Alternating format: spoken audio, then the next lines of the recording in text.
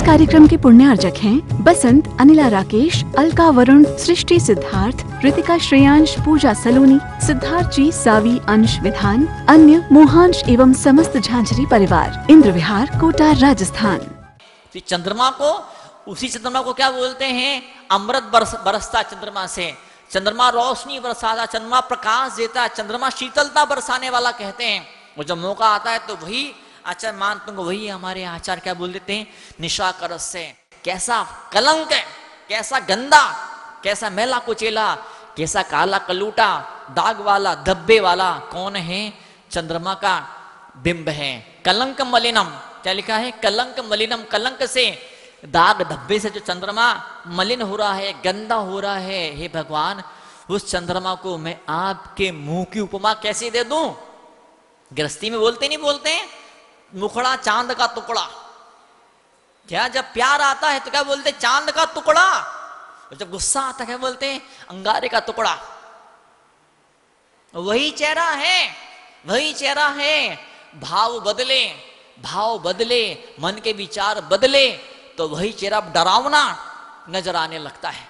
तो आचार्य भगवान यहाँ पर लिखते हैं, क्या लिखते हैं? कि दुनिया को डरावनी नजर आने लगे, ये भोग, ये विलास, ये वासनाएं कांटों की तरह आपको चुभने लगे, तो समझना कि मैं आज पहली बार आध्यात्मिक बना हूं मैं। ठीक है, पत्नी है, आप गृहस्थी हैं, आप घर में घुसते हैं, पत्नी की सुंदरता आपको लुभाती है, आकर्षित करती है, प्रभावित करती है, और आप यंग हैं, आप जवान हैं, आप सुंदर हैं, ऐसा हो तो उसमें कोई आश्चर्य की बात नहीं है, कोई बड़ी बात नहीं, कुछ गलत नहीं है। अपनी पत्नी का सुंदर आपको लुभा रहा है, लेकिन अष्टमी के दिन, लेकिन चौदस के दिन, परुषण पर्व के दिन, उस दिन भी अगर आपकी पत्नी की सुंदरता आपको लुभा रही है तो समझना आपकी आंखों में पाप बैठा है, पाप। आपके दिल में पाप बैठा है, पाप। कभी तो ऐसा होना चाहिए कि जवान पति पत्नी है, उसके बावजूद भी नहीं। आज अष्टमी है, आज 14 है, आज तो कल्याणक है, आज तो अमुक आचार्य का, विद्यासागर जैसे महान आचार्य का आज जन्मदिन का मौका है। आज सुनील सागर जी ऐसे ऐसे पवित्र ज्ञानी आचार्य का आज दीक्षा दिवस है। आज तो ब्रह्मचर्य पूर्वक मैं दीक्षा दिवस को, जन्म दिवस को मनाऊंगा मैं। दुनिया के बाकी सारे लोग मुनियों की, आचार्यों की जयंतियां मनाते हैं, उनका आचार्य पदारोहण दिवस मनाते हैं, उनका जन्म दिवस मनाते हैं। कैसे मनाते हैं? बढ़िया खूब खाते हैं, पीते, यहाँ जाते वहां जाते हैं। लेकिन जो धर्मात्मा लोग होते हैं वो कैसे मनाते हैं? मुनियों का जन्मदिन कैसे मनाया जाता बताइए? मुनियों का पारणा हुआ, मुनियों का पारणा हुआ तो कैसे पारणा किया जाता है? ठीक है, मनराज को पारणा करा दिया, आज निरंतर आहार हुआ। मुझे यहां एक महिला ने बताया था, महाराज आप तो आशीर्वाद दीजिए, छोटो माँ जी एकांतर उपवास कर रहे हैं, उनकी एक उपवास एक हार, एक उपवास एक आहार। कल महाराज जी का अंतराय हो गया था तो हमने झगड़ा किया महाराज जी से, जिद्दी करी, हमने जिद्दी करी महाराज जी से। तो महाराज जी को जैसे करके मैं तैयार किया कि महाराज आज फिर से दोबारा आहार में उठे, आप आशीर्वाद दीजिए आज महाराज जी का निरंतराय आहार हो जाए। कल भी आहार नहीं हुआ था, परसों उपवास था, अगर आज फिर से अंतराय हो गया तो हम तो कहीं के नहीं रहेंगे, महाराज हमको आशीर्वाद दो, अगर निरंतर आहार हो जाएगा। तो मैंने कहा तो क्या, तो क्या करोगे? निरंतर तो क्या करोगे? लो महाराज हाँ हफ्ते भर का ब्रह्मचर्य का नियम रखेंगे। क्या बोले? हम हफ्ते भर का ब्रह्मचर्य का नियम रखेंगे। बोले महाराज जीवन ने कई ब्रह्मचर्य का नियम नहीं रखा, ब्रह्मचर्य से रहा हूं मैं, कई बार पत्नी से बहुत दूर रहा हूं मैं, लेकिन ब्रह्मचर्य का नियम नहीं रहा मेरा। कई बार मैंने त्याग कर दिया, पर त्याग बोल के त्याग नहीं किया, पर आज विधि पूर्वक, नियम पूर्वक मैं हफ्ते भर का नियम लाइफ में पहली बार लूंगा। आप तो आशीर्वाद दो, प्रार्थना, तो मैं प्रार्थना करी भगवान से कि जा तुझे आशीर्वाद, तेरा सपना तेरा पूरा हो।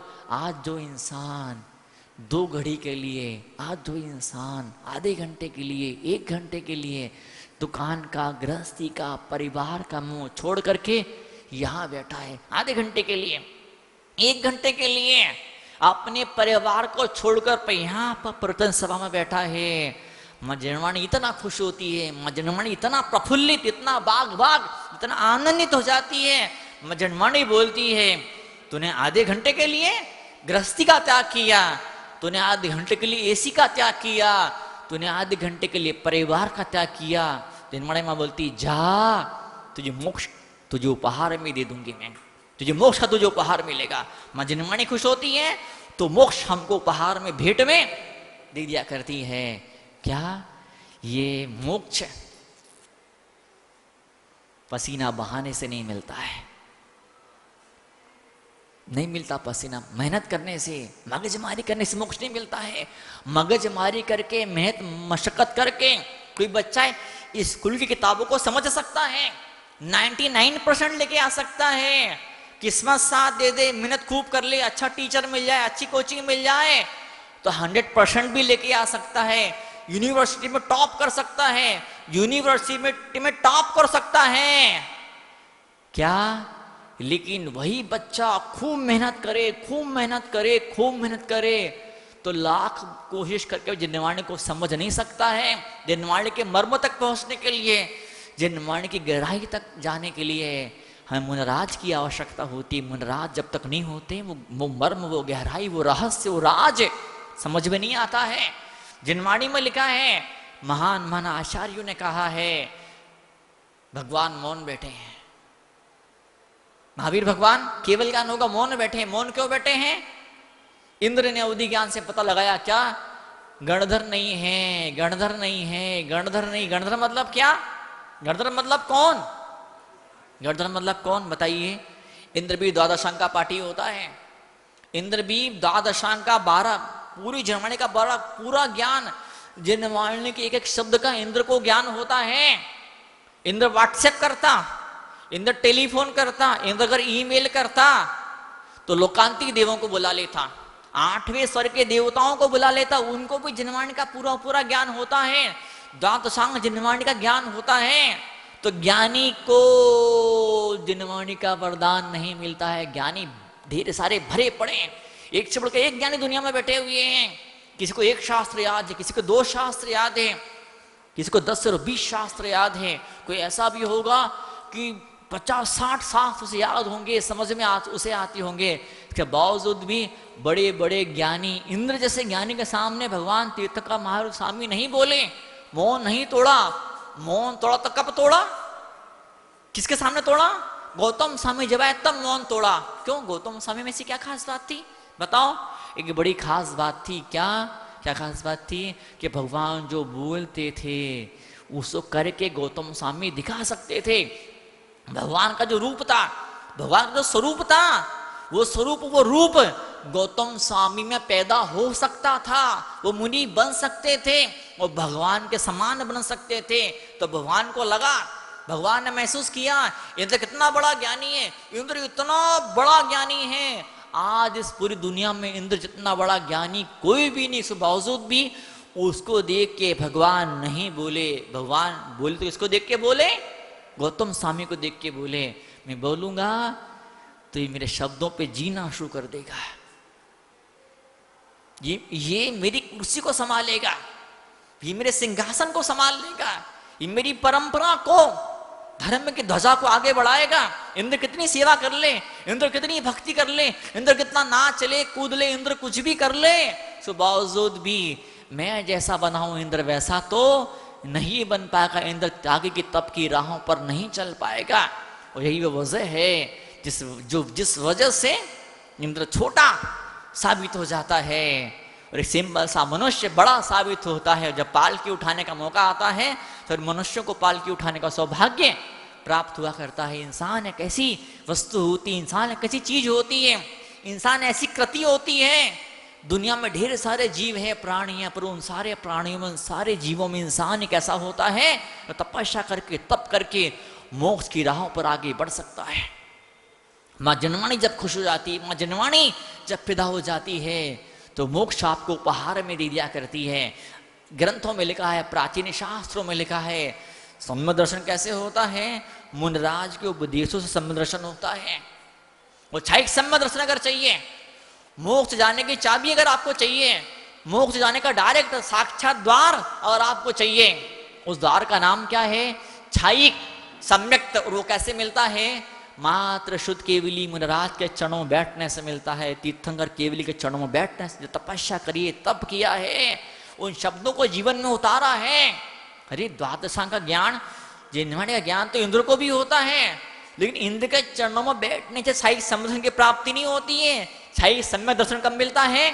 जब शुद्ध केवली के पाद मूल में चरणों में बैठा जाता, जब तीर्थंकर भगवान के चरणों में बैठा जाता, जो कुछ कह रहे हैं, जो कुछ बोल रहे हैं, शब्द शब्द को जी रहे हैं, उनके मुंह से निकला हुआ हर एक शब्द है, उनके मुंह से निकला हर एक शब्द आईना है, झलक रहा है उनका जीवन, उनका रोम रोम झलका रहा है कि वहां पे ग्रंथ जनवाड़ी में लिखा क्या है और जीवन में क्या आपको नजर आ रहा है। दोनों को मैचिंग कर लीजिए, मिलान कर लीजिए। दुकान में, बिजनेस में एक तरफ शोरूम होता है, टीवी है, कूलर है, फ्रिज बिक रहे हैं, और एक तरफ बही खाता है। कल्पना करो, एक बड़ा वाला फ्रिज 1 लाख रुपए का है, मुझे आइडिया नहीं कितने का आता है। कल्पना करो एक बड़ा वाला फ्रिज 1 लाख रुपए का है। बाप कहीं बाहर गया, जब लौट के दुकान में आपस घुसा, उसने क्या देखा कि यहां पर शोरूम में, दुकान में 2 फ्रिज कम हो गए। तुरंत बही खाता खोल के देखता है, तुरंत जहां पैसे रखते हैं वहां देखता है कि वहां पे 2 फ्रिज कम हुए, तो यहाँ पे 2 लाख रुपए आए कि नहीं आए। अगर तिजोरी में 2 लाख रुपए आए हैं, बैंक अकाउंट में 2 लाख रुपए आए हैं, 2 लाख का चेक अगर बना पड़ा हुआ है, मतलब क्या है इसका कि सचमुच में फ्रिज बिका है। फ्रिज तो गायब हो गया, फ्रिज तो नहीं है, लेकिन 2 लाख रुपए भी नहीं आए, तो क्या बोलेंगे? चोरी हो गई, घोटाला हो गया, कुछ न कुछ गड़बड़ तो जरूर हुई है। ऐसे मिलान करके दिखा जाता है। दुकान में क्या फर्नीचर दिख रहा है, दुकान में कितने आइटम दिख रहे हैं, उतना पैसा तिजोरी में आया कि नहीं आया, उतना पैसा बही खातों में, हिसाब किताब में दिख रहा कि नहीं दिख रहा है। उससे मालूम पड़ता है कि सचमुच बिजनेस अच्छा चल रहा कि नहीं चल रहा है। तो ऐसे जनवाड़ी में क्या लिखा है उसको चेक कीजिए, अपने दिल को, अपने मन को चेक कीजिए। गृहस्थी में है, समझता हूं आप गृहस्थी में है, आपका परिग्रह का जीवन है, आपका भोगों का जीवन है। इस भोगों के जीवन में, इस परिग्रह के जीवन में एक क्षण तो ऐसा आना चाहिए, एक बार तो आपको ऐसा लगना चाहिए कि नहीं, ठीक है आपको लगना चाहिए ऐसा, ठीक है भोग हैं, भोग रहा हूं, लेकिन ये मेरा स्वभाव नहीं है। भगवान वो दिन कब आएगा जब इस परिग्रह से, इस आरंभ से, इन भोगों से, इन पत्नी से, नफरत नहीं, पत्नी से, बच्चों से नफरत नहीं है, क्या चीजों से नफरत नहीं है, लेकिन वो दिन कब आएगा जब सबको छोड़ छाड़ करके मैं दिगंबर मुनि बनूंगा, तपस्या करूंगा, साधना करूंगा, और क्या मुझे हो जाएगा? मुझे मोक्ष मिलेगा। वो मोक्ष मुझे कब मिलेगा? वो मोक्ष मुझे कब मिलेगा? मोक्ष मुझे कब मिलेगा? ऐसी भावना अगर मन में एक सेकंड को भी पैदा नहीं होती है, तो मैं समझता हूं मंदिर में आके आपने क्या किया? अपने आप को बेवकूफ बनाया, बेवकूफ, दूसरा कुछ नहीं किया आपने। आपने भगवान की आंखों में धूल झोंकी, आपने अपनी आंखों में धूल झोंकी, धूल। आपने अपने साथ विश्वासघात किया है, आपने अपने साथ में चीटिंग किया है, फरेब किया है, कपट किया है, छल किया आपने अपने साथ में। अगर मैंने एक सेकंड के लिए परमात्मा बनने की भावना न पैदा हुई, मन में एक सेकंड के लिए मुझे केवल ज्ञान मिले, ऐसा एक विचार भी नहीं चमका। बिजली चमकती है ना, बिजली जब बिजली चमकती है, कितने घंटे के लिए बिजली चमकती बताओ? बिजली कितने घंटे के लिए चमकती है? 1 सेकंड के लिए, 2 सेकंड के लिए। तो दिमाग में बिजली चमकनी चाहिए 1 सेकंड के लिए। भगवान आप जैसे बने वैसा मैं कब बन पाऊंगा? जो स्वरूप आपको प्राप्त हुआ है, जिन उपलब्धियों को आपने हासिल किया है, जिस ऊंचाई पर, जिस मुकाम पर आप पहुंचे हैं, वो ऊंचाई मुझे कब मिलेगी? मैं वैसा कब बन जाऊंगा? अच्छा महात्मा को बोलते हैं, क्या बोलते हैं? वो चंद्रमा को बोलते हैं, क्या बोलते हैं? क्या बोलते हैं?